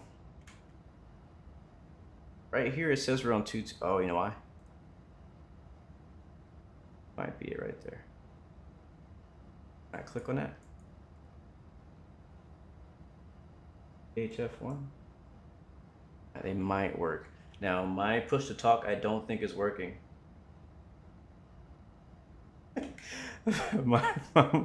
I should not read text messages while I'm flying. My push to talk is not working, so we're just gonna put it in there and see if it fits. All right, is that moisture on the engine? Is it? Probably not. You guys are giving X-Plane a little too much credit right now. Bro, we down here. Like, why are we so low? We finna stall and all of that. All right, flaps down. Let's turn it in because I don't feel comfortable. I don't feel comfortable here. Make the right turn. All right, Salt Lake City. Salt Lake City. Delta 116 Heavy is turning right base. Runway 16 right. 2,000.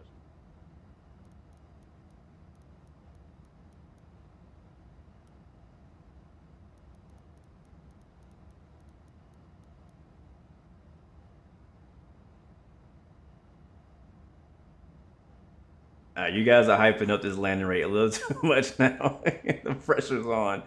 Lights on.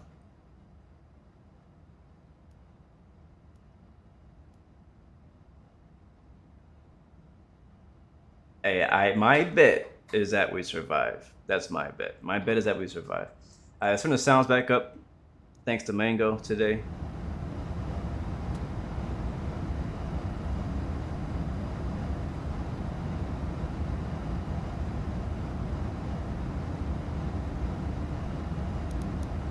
How are we looking on altitude?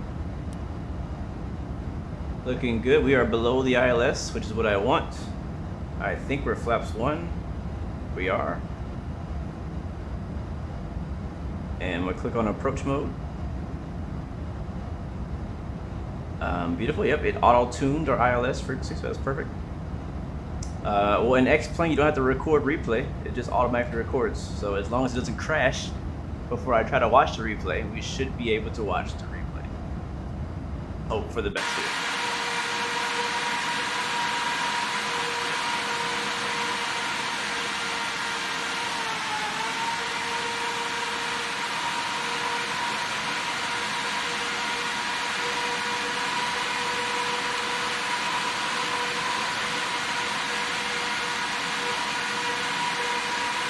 Alright, you're down. Alright, we are 10 miles out, guys. 10 mile final runway, 16 right, Salt Lake City.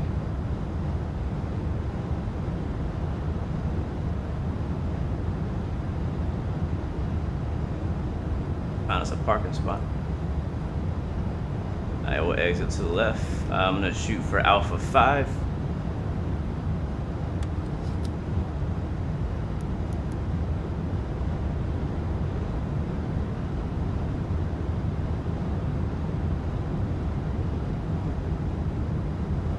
Alright, let's get her slowed up.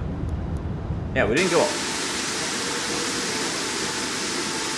a little loud. We didn't go all the way out to those clouds. Matter of fact, those clouds are gone now. So, yeah. Yeah.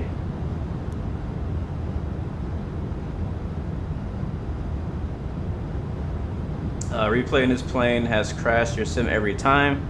Make sure you've parked first before you try it. Copy that. Another nod to flaps.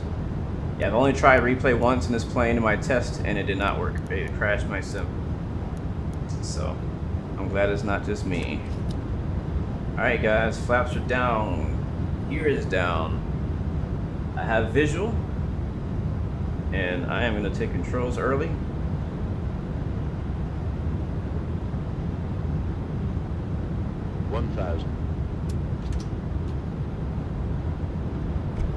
Hey, autopilot's off, my controls.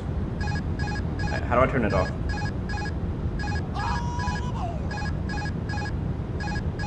I don't know how to turn it off.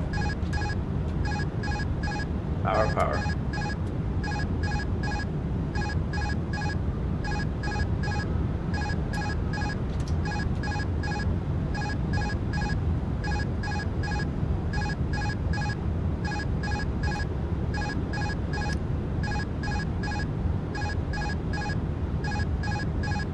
I don't know how to turn it off. 500. 400.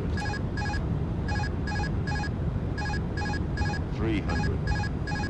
That's not good. 200.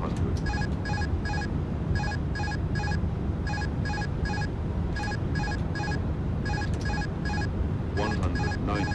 80. 70. 60. 50, 40, 30, 20, 10. Oh, that felt good. Reverse is green. Okay, now they're green.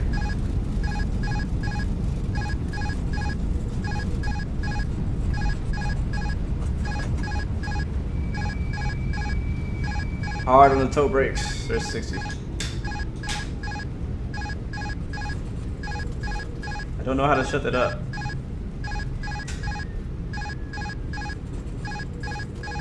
My phone's blowing up.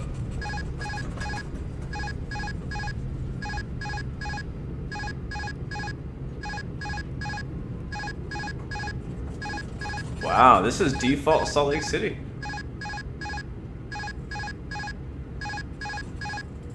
Like seriously, how do I tell that noise to go away? Is it this guy? Where's he at?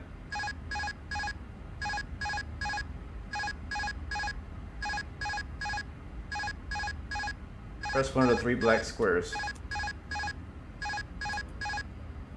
Okay, it's one of these. Oh, so annoying. Alright, flaps up.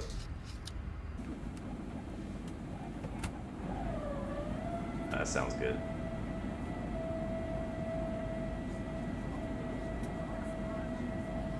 I gotta admit, the spoilers in this plane look pretty solid. What are those mountain peak clouds over there?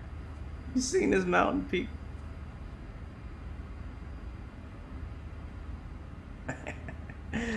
Oh, X-plane. Alright, where can I fit this plane at this airport? X-plane, 12 clouds for the win every time. Every time. Not half bad. I meant what I said. Here you go. Though I would probably have denote either way winking face.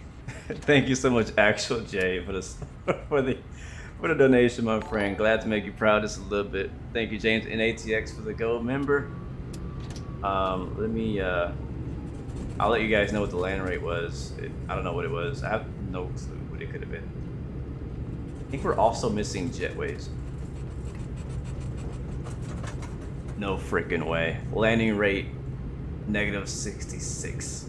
Get in there, Lewis. I like that.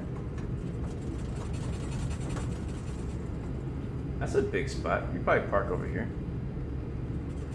I wonder if this is the new Salt Lake City airport configuration or if it's the old one. You guys got a rare double-digit landing out of me today. A very rare occasion. Yeah, I'm a Lewis fan, Jared. I don't know. Ever since I heard his engineer say that, I was like, I don't know. I just say it now. Like, get in there, Lewis. Get in there, Lewis. This is the new one? Oh, cool. Yeah, cause like the payware short final design Salt Lake City, I remember it was missing a whole bunch of like a whole terminal that I assume they built in the last few years. Look at my chart. If yeah, this terminal is here. Yeah, this is very different than what last time I came here.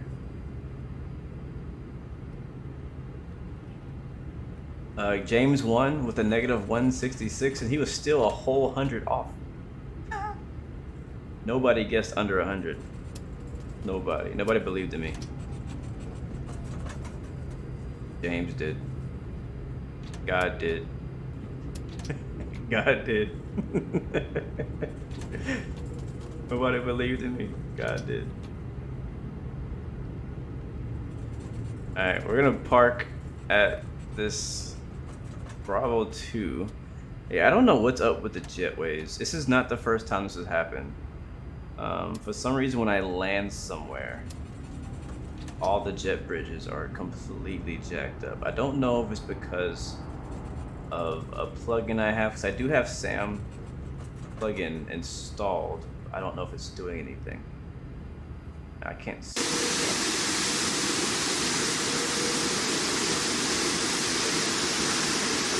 That works right there. All right, so we're gonna put our parking brake on.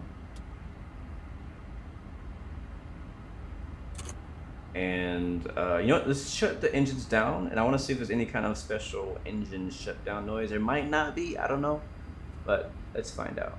So, lights off, AP on.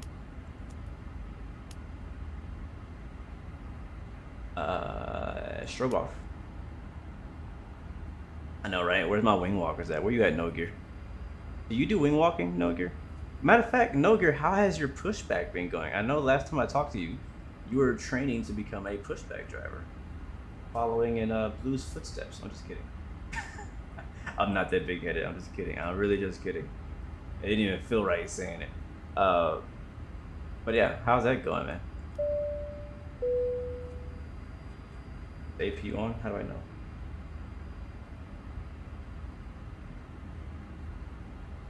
Apoo. Alright, flap open. What up, Mova? Welcome to the stream. We're gonna attempt to watch the replay in just a second. I just want to get everything shut off and take a listen if there's anything to listen to. I'm gonna turn that down so I don't blow your ears out when we go outside. I don't know if I should listen from inside or outside.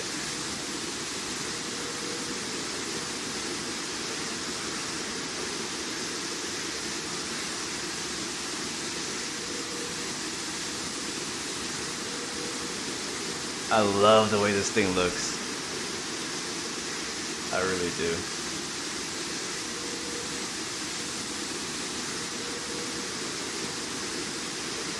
Oh, that's sad, No Gear. Well, that's, you know, there's better things in life. I'm sure you have your reasons. Alright, I think we're good. So let's just attempt, we'll turn the gen on. AP gen, that's so we don't lose all power. Bleed engines, AP bleed on, and then AP gen on. And we'll shut the engines down.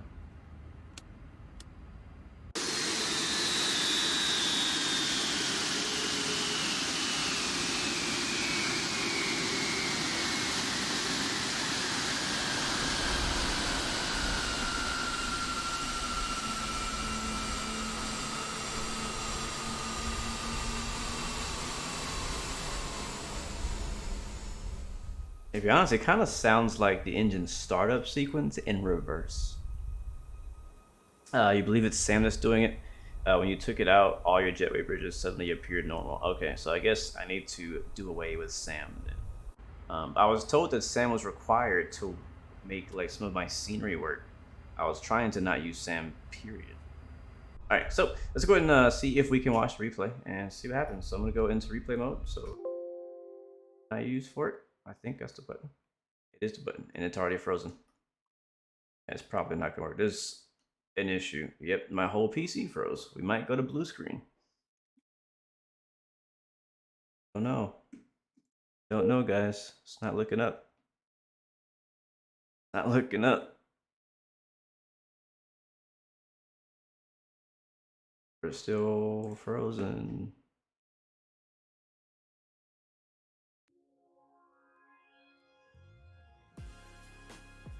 Yeah, I think replays just might not be a thing in this plane anymore until they fix it. Have to see.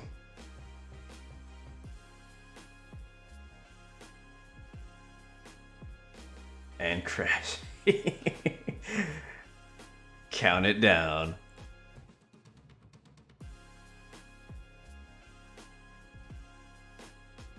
Well, while we're waiting for X-Plane to crash, because most likely what's gonna happen, how about we do some shout-outs in the chat? Because if it doesn't work, then we're done for today, and we're heading out anyways. So I might as well get that out the way, right?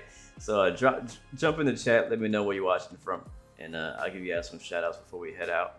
Hopefully, we get to watch a replay before we do that, but just in case, get it out the way. But hey, I gotta say, somebody asked me earlier, do I recommend the A350 as a new purchase? Like, if you don't already own it, do I recommend it as a new purchase? And again, my comment to that is the fact that it is the only one. So if you like A350s, if you want to fly A350, it is flyable. It does work. It has a few bugs and quirks here and there, but so does every other beta plane, and there's the crash. It's okay. It's okay. Yeah, so so it has quirks like anything else, but it does work. If you want to do long hauls with it, you can do it. It does have a bunch of liveries you can download. There's a Qatar livery, Lufthansa, Delta, I think British Airways, Air France. There's a bunch of liveries you can use as well with it. Good. So if you like A350s, if you are, if you're an X-Plane user and love A350s, yes, I recommend it. But would I say that this airplane is a must-have add-on for X-Plane? No, I would not say that. It's because it's not. There's a lot of much better planes. I think the other flight factor aircraft are both rated higher than the A350.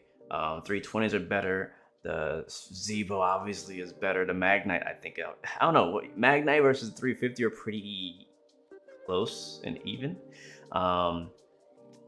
If you like Magnite, yeah, go for it. Yeah, I think so. So anyways, you guys are looking at my desktop right now. This is my desktop wallpapers and stuff. But yeah, Nuki Streams, thank you for coming out. Fixer PL, thank you for chilling with us today. Captain No Gear, I really do appreciate you as well. By the way, thank you guys for hanging out with me on the Construction Simulator on Discord yesterday. We built a whole parking garage, and it took us 5 to 6 real world hours. Yeah, we were grinding, man. Train Gamer, welcome to the stream. It's good to see you as well. Welcome aboard. Thank you for hanging out with us. Just Jace, thank you so much. Camp Scout representing Gainesville. Thank you, my friend, for chilling with us as well. Isn't that where Chase Elliott is from? Gainesville? Oh, Florida. I think he's from Gainesville, somewhere else. Atlanta or something like that? I don't know. Dan Decline, thank you for hanging out with us from the Netherlands. Good to see you. If that's insane from Lower Alabama in the house. Welcome to the stream, man. Good to see you so much. Phoenix J, always a pleasure to have you with us, my friend. I really do appreciate it. And hopefully I didn't miss anybody. Pag, thank you so much. Mova, thank you so much. The Actual J, thank you again, my friend. Kid named Kenny from Dawson, GA. What up, my friend? Welcome to aboard, my friend. Good to see you. Good to see you. Yeah, Extinct. What up? Good to see you, man. What sim should you get on a low-end machine? Good question. How low-end is the question? That's a tough one. That's a really tough one. The good thing is with X-Plane, there is a demo. So you can go to X-Plane's website right now and download the demo for free. And it gives you a small portion of X-Plane 12. And you can use that to find out if the game or simulator works good and smoothly on your machine. I recommend you do that first. Now you can't do that with Microsoft Flight Sim, sadly, unless you use the Game Pass method, where you can get it on Game Pass. You could try that out, see how it runs on a PC. But I don't really know, honestly. I can't really say that Microsoft Flight Sim is good on low end, and neither can I say that for X-Plane.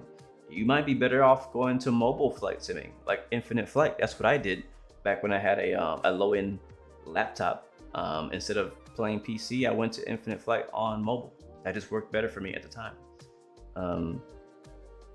Yeah, that's my best recommendation for now. But keep asking the question, ask around, get some more some second thoughts on that as well, and hopefully you get flight simming as soon as possible, man. It's a lot of fun.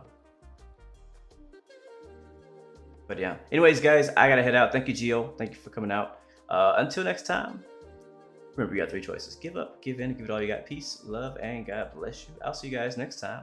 Next video. I'm all the way out. Sheesh.